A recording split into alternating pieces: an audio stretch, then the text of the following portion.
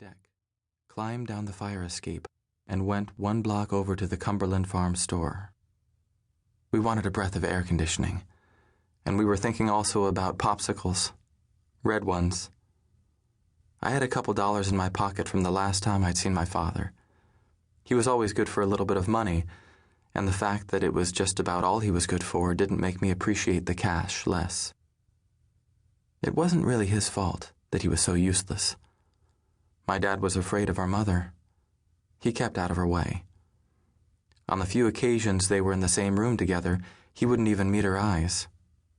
I didn't blame him for it too much. I understood. She was unpredictable. I remember that night so well. "We have to bring a popsicle back for Emmy," Callie said, her flip-flops slapping against the pavement.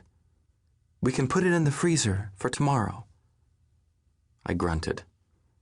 I didn't think there was enough money for 3 popsicles, but if Callie wanted to sacrifice her own for you, knowing you would drip half of it onto your shirt, that was her business.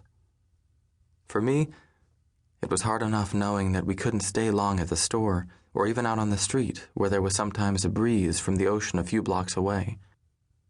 If you woke up and found you were alone, you might be scared. I'd decided we'd risk being away 15 minutes. I glanced at my watch.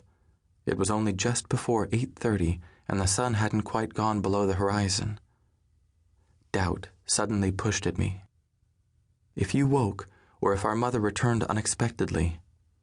"Don't worry, Emmy won't wake up," Callie said. When it came to you, little sister, we always knew what the other was thinking. "And we'll be right back." "Okay," I said. But I made a mental note to get us back in 10 minutes rather than 15, just in case. And next time, I'd let Callie go to the store alone. She was old enough, really. I'd stay with you, or bring you, maybe. It was hard to figure out what would be the safest thing to do for all 3 of us all the time. But it was my job.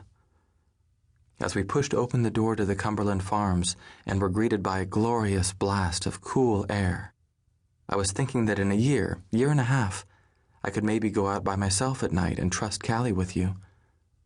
Even if I could only do that once in a while, it would really help. I could get over to the ocean at night, walk the causeway, hang out with some of the guys from school. Maybe I could even talk to this one girl I sort of liked.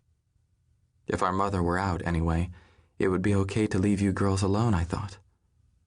I'd still be careful that you weren't alone with her when she came home after her Saturday night outings. That wouldn't be hard, considering she rarely came home before 2 or 3 in the morning, if at all. Then I saw him. Murdoch. Okay, I saw him, but I didn't really see him. That came a few minutes later. I just glanced around the store. There was a teenager at the cash register behind the front candy counter. A huge, barrel-shaped man stood in front of the counter with a little boy, smaller even than you were then. And Murdoch.